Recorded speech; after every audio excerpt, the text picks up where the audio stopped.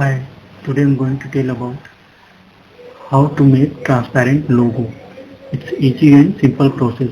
First of all, go to Photoshop and open or create logo.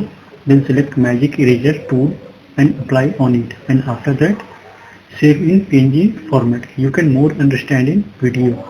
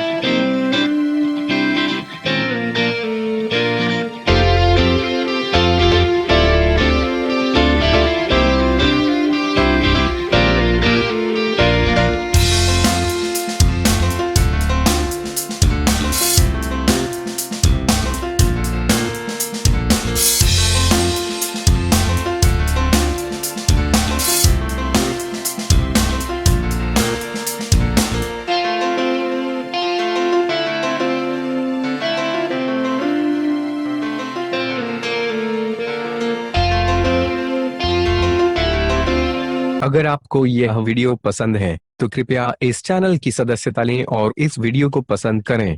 अगर आपके पास video के लिए कोई सुझाव है तो कृपया टिप्पणी करें।